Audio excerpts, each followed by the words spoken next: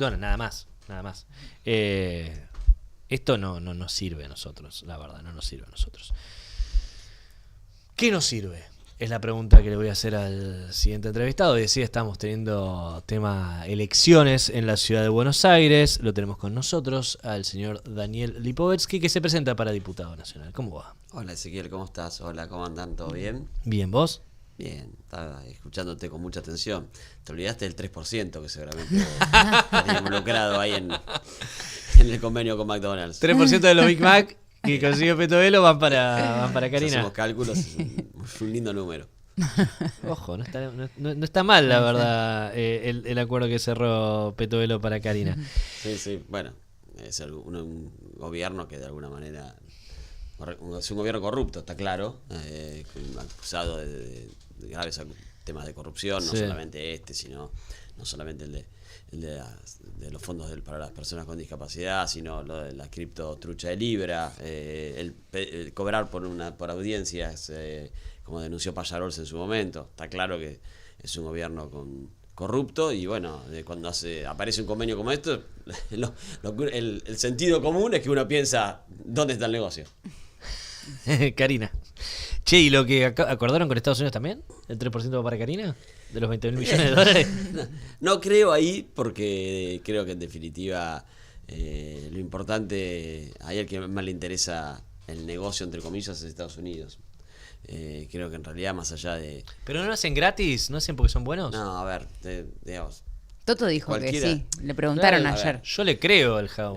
¿Qué piden a cambio? Nada. Nada. No, es que, claro, digamos, podríamos, si uno fuera ingenuo, no hubiéramos leído ningún libro de historia, bueno, uno podría decir, sí, puede ser que un país sea Son benefactor, buenos. son buenos. Generosos. Pero la realidad es que nos marca que Estados Unidos no es un país benefactor. Claramente cuando actúa, como en este caso, actúa a cambio de algo. Y es lógico, es parte de la política de Estados Unidos de siempre, no es que ha cambiado en algo. ¿Vos decís que cuando quieren algo generan una guerra o te destabilizan un Sí, gobierno? por supuesto. Bueno, ¿O te hacen una dictadura? Hay ejemplos por cientos en la historia. ¿Pasa eso ahora? Sí, por supuesto que sí. ¿En Estados Unidos? Ahora quizá no te generan una guerra, o sí, Sí. por lo menos en nuestro continente, en Sudamérica no ha pasado. Ojo que Venezuela está ahí. Claro, pero no necesitan eso. Me parece que el nuevo estilo es ¿no? Claramente.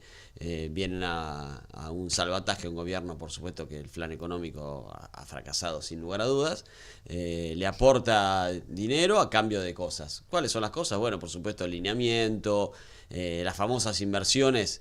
Cuando hablamos de la gente me dice, uy, van a venir inversiones. No, en realidad no es que van a venir inversiones, van a querer llevarse nuestros recursos naturales, pensar en nuevas bases en algún lugar, en la discusión sobre lo que viene, que es dentro de no poco tiempo la discusión del Tratado Antártico. Pensemos que faltan 20 años para eso. Hay un montón de cosas que por supuesto están dentro de las necesidades estratégicas de un país imperialista como es Estados Unidos, nadie lo puede negar, como puede haber otros también, no niego que es el único, y entonces cuando vienen estos fondos nadie puede pensar que esto lo hace porque son buenos, porque además el buenismo, por decirlo de alguna manera, que se usan términos tan de acá, pero el buenismo no existe en materia de relaciones internacionales, no existe.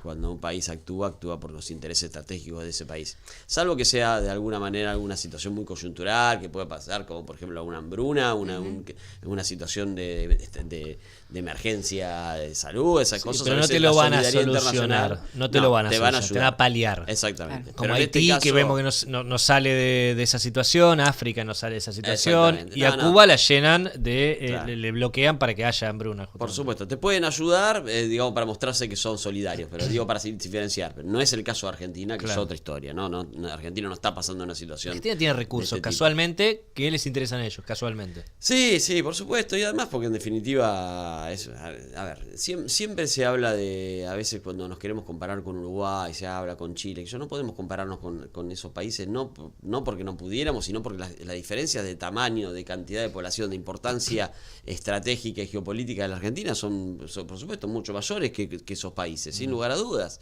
Argentina tiene 50 millones de habitantes, es uno de los países más grandes del mundo, y por lo tanto, de alguna manera, es muy interesante para países que de alguna manera están mirando siempre a largo plazo. Nadie puede negar que Estados Unidos es un país que tiene miradas a largo plazo, sin lugar a dudas. Y entonces, seguramente está mirando un montón de cosas que se vienen en el futuro del mundo y donde la Argentina, incluido lo que tiene que ver con la Antártida, van a estar en discusión. El propio Milei, aparte, ha reconocido, ni siquiera reconocido, ha dicho en cientos de oportunidades que nada es gratis. ¿Se acuerdan cuando hablaba de los impuestos y del financiamiento de, qué sé yo, festivales en una municipalidad de no sé qué? Correcto. Decía, no es gratis, esto se paga con nuestros impuestos. Pero bueno, qué buen Sí, sí, atino sí. que tuviste para recordar eso. nada es gratis. Sí, no, claramente, nada es gratis cuando viene de parte de un país poderoso como Estados Unidos. Después, por supuesto, yo creo que en definitiva esa discusión yo la daría con Milei, si nada es gratis. A ver, la realidad es que los impuestos también tienen que ver con que la gente que no puede te pueda acceder a un recital. No, una pero cuestión, y ¿sabés está que bueno yo me sea acuerdo gratis, que ¿no? tenía esta discusión en el 2023 y decía, hay algo de lo que está diciendo que está bueno, es que yo quiero que con mis impuestos se financien esto. sin lugar Y a estaría dudas. bueno que quizás diga que no que gratis, sino Así es. financiado por los impuestos de los contribuyentes. Así es, tal cual, así es. Es porque verdad, hay y está bueno, y quienes decimos que se pondere. Así es. La verdad que un montón de gente que si no puede acceder a un recital, vamos a decir, por ejemplo, Sí. Lali, que siempre se habló como punto, Sí. que no puede ir a un recital de Lali y pagar la entrada en Vélez. Tal Bueno, cual. que también que con nuestros impuestos tengan la posibilidad en algún lugar, sobre todo en ciudades del interior, que por supuesto además tienen que viajar, porque realmente los recitales son en las grandes ciudades del país, lo puedan hacer y está muy bien. Yo defiendo eso, me parece que es parte también de una función que tiene que tener el Estado, sin lugar a dudas. ¿Qué harías vos en el Congreso hoy en este momento si entraras como diputado nacional? Respecto a este tema. En ¿O general. No, bueno, tengo 3 puntos específicos que voy a... Perdón, respecto a este tema, ¿qué harías? No, sin lugar a dudas votaría... Primero pediría toda la información que no hay, ¿no? Claramente, que seguramente no va a llegar. No. Primero exigiría que el Congreso intervenga, Sí. cosa que pareciera que lo van a soslayar o van a tratar de que no pase. Y segundo, si se lograra que el Congreso intervenga, pediría toda la información de qué está atrás. Y después, por supuesto, en base a eso, votaría, que seguramente buscaría otras alternativas para resolver los problemas de la economía del país, no justamente seguir financiando la timba financiera de los amigos y socios de Toto Caputo y de Milei con el endeudamiento del país, ¿no? Sin lugar a dudas. Por ahí. Y sobre los otros temas, en general, ¿qué harías en el Congreso vos? Bueno, el primero justamente tiene que ver con esto, ¿no? Mi propuesta principal es aplicarle un 1% de impuesto al carry trade a los grandes inversores del carry trade, a los que se la llevan toda y que son los únicos grandes triunfadores de este modelo, ¿no? Digamos, si hay alguien que se benefició con la política de Milei ha sido los grandes especuladores, que es, en definitiva, vos ves como todo su funcionamiento actúa así, ¿no? Ahora se movieron y actuaron no porque la gente le esté pasando mal, se movieron y actuaron porque necesitan mantener el dólar dentro de la banda cambiaria, justamente para poder seguir garantizándole a esas inversiones especulativas las enormes ganancias que se llevan. Entonces yo lo que voy a plantear es que esas enormes ganancias que se están llevando gracias a la política de Milei dejen un cachito acá en la Argentina. Le voy a cobrar el 1% de un impuesto a los grandes inversores del carry trade y ese 1% lo voy a destinar a 2 puntos específicos. Uno, para que los laburantes puedan ir gratis a sus trabajos o al menos paguen menos precio por el transporte público, que la carga del transporte público en el ingreso de los trabajadores es muy alta, y por el otro lado bajar las cargas sociales a las pymes, que son las grandes dadoras de empleo. Recién hablábamos de la falta de laburo que hay hoy, es realmente tremendo, se han perdido casi 500.000 puestos de trabajo desde noviembre del 2023 hasta hoy, entre empleos en blanco y en no registrados, y se nota la falta de laburo, por eso aparece McDonald's dando vuelta por ahí, Claro. y por lo tanto vamos a bajar las cargas sociales para que las pymes, que son las grandes dadoras de empleo en la Argentina, el 60 y pico % del empleo en la Argentina, de los trabajadores registrados, dependen de una pyme. Y vamos a ayudar a las pymes a que contraten más gente. Para eso tienen que pagar menos impuestos al trabajo. ¿Y cómo pueden pagar menos impuestos al trabajo? No bajándoselo solamente, que eso puede implicar desfinanciar a una obra social, sino aplicando estos fondos que le sacamos a los inversores de carry trade, aplicándolo para que esos fondos, en vez de que la pyme lo pague esos grandes especuladores. Y después el segundo punto es algo que ya vos me conocés, es parte de mi camino, que es trabajar para que los inquilinos estén mejor. Así como yo ya impulsé una ley de alquileres que Te voy a hacer frontal, de hecho te voy a pinchar, te voy a Dale, chicanear. dale. Te voy a chicanear, vení Moy. Porque a vos la gente, muchos en redes sociales, te bardean por la ley de alquileres. Sí. Nadie Te se atacan. olvida, no sueltan. Exacto, Sí. te insultan por la ley de Así alquileres. es. Así es. Sí, a ver. ¿Y vos qué decís sobre eso? Mira, la mayoría de los que me insultan son locadores, no inquilinos. Y la Ahí verdad- hay un dato, ahí hay un dato. Ritondo está del otro lado. Sí, muchísimos más. A ver, ¿por qué? No, digo él porque tiene 70, ¿no? Mira, yo tengo una pregunta, ¿Vos por qué crees que con un tema tan importante en la Argentina, por ejemplo en la Ciudad de Buenos Aires hay más de un 35% de personas que viven en la ciudad que alquilan? Sí. Un tema tan importante, donde los inquilinos sufren abuso permanentemente, donde hoy, realmente a partir de que se derogó la ley, les hacen firmar cualquier cosa y la gente con tal de tener una vivienda para poder vivir, Tiene firma que lo que firmar, sea, no sí. le queda otra. ¿Vos por qué crees que nunca en el Congreso se discutió una ley de alquileres? Antes. Te pregunto, y ¿por qué porque crees? la mayoría de los que están en el Congreso son Son propietarios. propietarios. Son locadores, la mayoría son locadores. Sí, Entonces, tiene el 70 inmueble como Ritondo. exactamente, no sé si 70, pero bueno, son locadores. Entonces, nunca nadie quiso avanzar con ese tema. Yo, por supuesto que yo no voy al Congreso para levantar la mano. La verdad, voy al Congreso y hago política hace muchos años para tratar de aportar, para darle soluciones a los que más lo necesitan. Claramente, lo que necesitan más soluciones son los inquilinos, no los locadores. Más allá que hay muchos locadores que son pequeños inversores que pueden tener un departamentito, pero en definitiva hay muchos más inquilinos que necesitan de alguna manera bajar algunos costos que tienen, por ejemplo, cuando tienen que alquilar.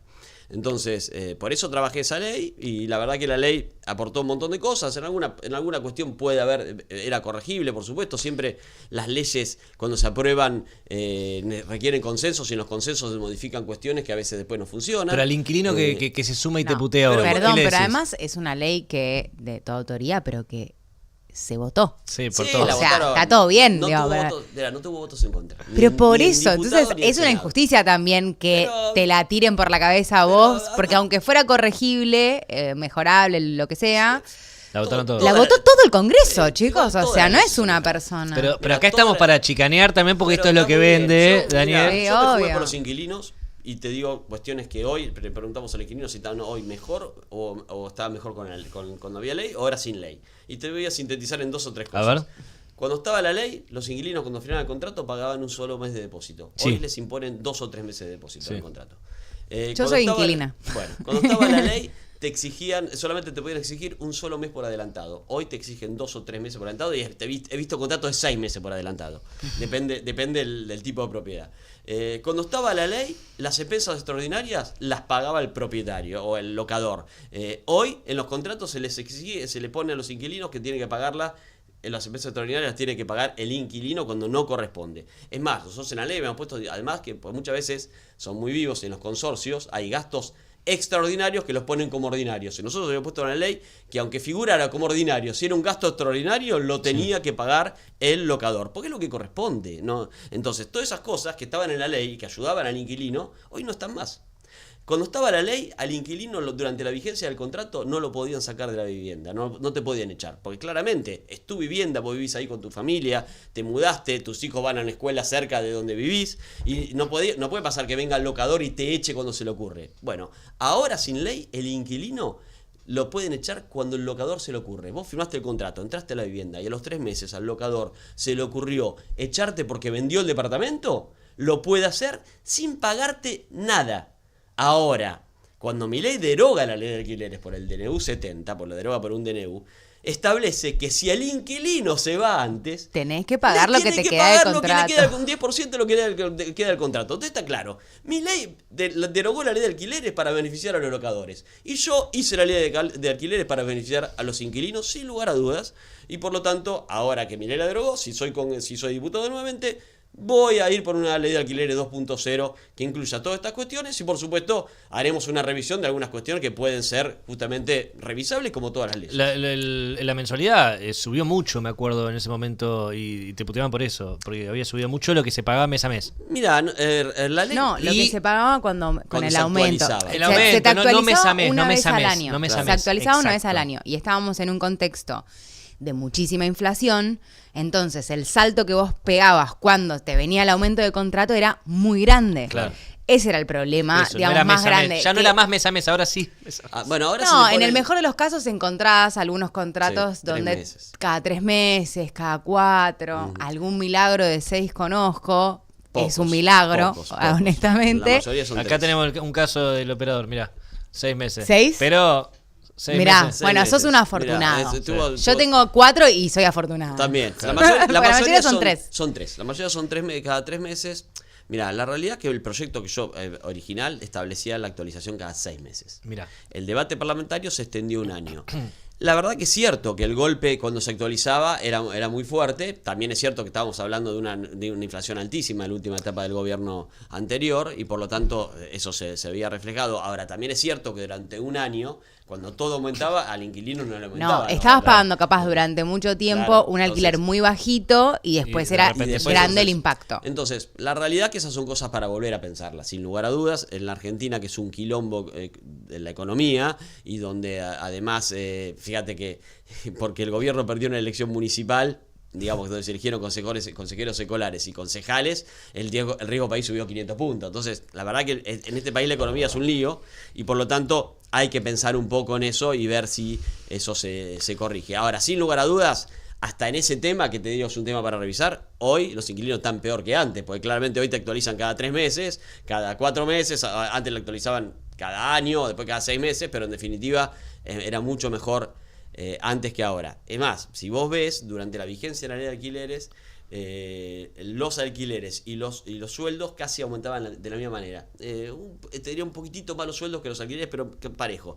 A partir que se derogó la ley, los alquileres aumentaron mucho más que los sueldos, porque además, por supuesto, Milei, el plan económico de Milei es un país de sueldos bajos, muy bajos, y por lo tanto, claramente los alquileres siguieron aumentando y los sueldos no, entonces la gente cada vez le cuesta más pagar el alquiler, cada vez más, y muchos inquilinos se están dejando sus viviendas o buscando viviendas más baratas porque no pueden pagar el alquiler que están... Pero escucharías entonces a la gente, si sos electos, escucharías a la gente para que te cuente las propuestas para mejorar la ley que creaste en su momento y hacer una nueva ley de alquileres? Pero claro, a ver, la anterior vez también las escuché. Yo, el debate de la ley de alquileres fue casi 2 años y venían los inquilinos a plantear muchas de las cosas que incluimos, las incluimos porque venían los inquilinos a plantearnos y también hasta te diría que algunas cosas que nos plantearon, no tanto los locadores, pero sí los corredores inmobiliarios, que nos planteaban, por ejemplo, sus incumbencias profesionales, decían, che, nosotros nos formamos como martilleros y queremos que el que intervenga, si interviene un tercero en el contrato de alquiler, sea un martillero, y nos parecía lógico. Yo defiendo las incumbencias profesionales, también estaba en la ley eso. Así que escuché todas las partes. Por supuesto que fue una ley destinada sobre todo a equilibrar la relación desigual entre inquilino y locador, y por lo tanto, sin lugar a dudas, era una ley que beneficiaba a los inquilinos. Y por lo tanto, la mayoría de los que me putean en las redes son locadores. Puede haber algún inquilino que no le guste, pero después, mira, justamente recién antes de entrar acá me escribió una locadora. Me dice, no, yo todavía estoy tengo un departamento, lo tengo por la vieja ley, y estoy pagando y me estoy cobrando 2 pesos. Me puso, creo que que estaba cobrando 100 lucas de alquiler. Le digo, mirá, si lo firmaste antes del aire, quiere decir, lo firmaste hace casi 3 años. Se te va a terminar. Le digo, no, pero además tendés que haber pactado un precio muy bajo. Le digo, qué raro que tan bajo, pues 50.000 pesos. Le digo, porque calculando la inflación, lo que establecía Claro. la ley, 50.000 pesos. Me dice, bueno, te mando el contrato, si lo mirás, no tengo idea. Entonces me manda el contrato, y el contrato ella había pactado actualizaciones no conforme a la ley, sino le había puesto ella directamente, el primer año se paga tanto, el segundo año se paga tanto, el tercer año se paga tanto. Entonces le digo, mirá, la verdad que el problema de que vos La ley decía otra cosa. vos estás cobrando poco con tu alquiler, como habló de alquiler, si te parece poco, porque en realidad no seguiste la ley. Entonces hay mucha gente que le echa la culpa a la ley de cosas que no tienen que ver con la ley, tanto del lado del locador como Claro. del lado del inquilino. Claro. Voy a seguir siendo polémico porque me gusta este tipo Vamos de para esquí. adelante, vamos. Uno de los problemas cuando salió la ley de alquileres es que los grandes propietarios, los que tienen muchas propiedades, por eso insisto con Ritondo, y los otros y grandes especuladores de la vida, quitaron esos inmuebles del mercado y no se lo alquilaban a nadie, porque podían darse el lujo. Por eso digo, los grandes, el que tiene 2 jubilados, que tiene 2 departamentos, vive en uno, el otro lo tiene que alquilar. Pero los grandes propietarios quitaron los inmuebles del mercado y no se lo daban Problema a de nadie. oferta. Problema de oferta. Subían mucho los precios porque había poca oferta. Exacto. En el comunismo se resuelve de una manera. En Alemania capitalista se resuelve de una forma muy parecida. Sí, es verdad. En grandes países ultracapitalistas europeos se resuelve, por ejemplo, el Estado yendo a comprar inmuebles o expropiando inmuebles, mejor dicho, y dándoselo después en alquiler a la gente más barata. Lipovetsky, ¿expropiaría inmuebles para alquilarlos más baratos si los propietarios se niegan a alquilar? Vamos por partes, diría. Contestalo como quieras. Sí, primero, yo te diría que la falta de oferta no fue inmediatamente que entró en vigencia de alquileres. Los primeros 2 años no hubo ese problema. Si vos lo ves en las estadísticas, lo marca así. Realmente empezó a escasear empezó a escasear la oferta a medida que la economía empezó a caer en la Argentina. Cuando la economía estaba bien, que fue, te diría, hasta fin del 2020, mediados del 2022, la oferta no había bajado. Empieza a bajar en la última etapa, donde por supuesto la inflación era muy alta y esta actualización del año hacía que realmente algunos propietarios sintieran que realmente no podían tener congelado un valor de un alquiler durante tanto tiempo, algunos locadores, ¿no? Propietarios locadores, y por lo tanto bajó la oferta. También es cierto que muchos, y ahí voy a los grandes, que yo cuando hablo ejemplifico a los chicos. Los grandes en realidad también hicieron un golpe de mercado contra la ley, claramente. La boicotearon a la ley y la manera de boicotearla, como sea, fue justamente también de alguna manera quitar los inmuebles de oferta para decir que la culpa era de la ley. Instalaron todo el tema poniendo muchos recursos en los medios de comunicación, y por eso, si vos ves la campaña del 2023, la mayoría de los candidatos planteaban de los grandes candidatos, planteaban que había que cambiar la ley, increíblemente, ¿no? Realmente, por eso digo, la diferencia entre unos y otros, bueno, yo siempre voy a estar en defensa de los inquilinos. Otros especularon o jugaron a favor de los grandes mercados, de los grandes especuladores inmobiliarios.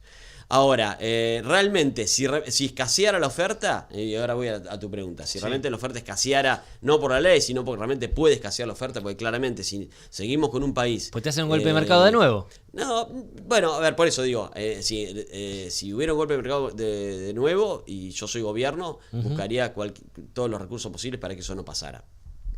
Hay muchos, no solamente expropiación, Sí, hay otros mecanismos que utilizan otros países.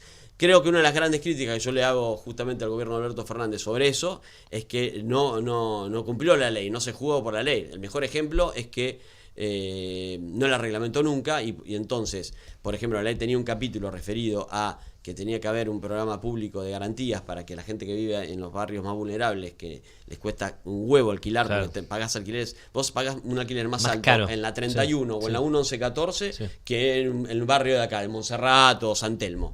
Y esto tiene que ver con que la gente que te alquila en esos lugares no tiene ninguna posibilidad de dar una garantía. Claro. Entonces se aprovechan de eso y les cobra muy caro. Entonces yo había armado en la ley, es un capítulo específico, para que el Estado tenga un fondo de garantías para ayudar a eso. Bueno, Alberto Fernández el gobierno de Alberto Fernández nunca lo reglamentó y por lo tanto nunca se aplicó. Entonces me parece que también el oficialismo en ese momento no defendió la ley, y la ley en ese marco se quedó con pocos defensores. Yo fui uno y bueno, y ahora vuelvo porque creo, insisto, que si vos hoy le preguntás a los inquilinos si están mejor con ley o sin ley, la mayoría te va a responder que estaba mejor cuando había una ley que por lo menos los protegiera en algunas cuestiones. No, me acordaba que había propuestas de que paguen impuestos a las viviendas ociosas. Es una opción. Otra opción un poco más moderada, todo. Por ejemplo, que decía, bueno, que me acuerdo que era, creo que Daniel Arroyo, que se paguen impuestos a las viviendas ociosas, pero que al mismo tiempo también se le dé algún beneficio, alguna cosita, digamos, a través de impuestos, a quienes sí ponían en alquiler su vivienda. Como, bueno, un sistema de castigos y premios, no solo castigos. Bueno, yo voy por a mí me gustan mucho los estímulos. Y la verdad que en el proyecto original que yo presenté, había estímulos no solamente al que ponía su vivienda en oferta, sino también al que construía viviendas para alquilar. Claro, alguna exención. Exactamente, exenciones positivas. Lamentablemente no tuvo consenso eso en el Congreso y voltearon esa parte de la ley. Yo me parece que es un tema importante porque sin lugar a dudas la falta de oferta, independientemente que haya un golpe del mercado o no, por ejemplo en la Ciudad de Buenos Aires hoy se construyen muchas viviendas que se consideran del segmento más premium, ¿no? Con amenities, etcétera. Pero realmente lo que hoy falta es viviendas que sean un poco más accesibles, que apunten más a la clase media baja, y para eso, bueno, estaría muy bueno que ese desarrollador tenga un estímulo en la construcción para que haya más oferta. Así que hay un montón de cosas que se pueden hacer. Por supuesto, si estás decidido a meterte en un tema que es difícil, ya lo vimos en mi caso, ustedes lo acaban de contar, pero que en definitiva insisto, yo hago política para ayudar a los que más lo necesitan. Y realmente los que necesitan son los inquilinos, no los locadores. Bien, Daniel, muchas gracias por venir. Un placer a ustedes. Estuvimos picantes, yo creo, pero sacamos mucho jugo de esta entrevista. Me parece mucho contenido viralizable de lo que pasa ley acá. de alquileres 2.0. Sí. 2.0, exactamente. Vamos por eso. Sí. Gracias, Daniel, como siempre, un placer. Gracias, un placer. Daniel Lipovetsky, entonces candidato a diputado nacional en la ciudad de Buenos Aires. Y nosotros, esto es todo por hoy. Nosotros, chau. Sí.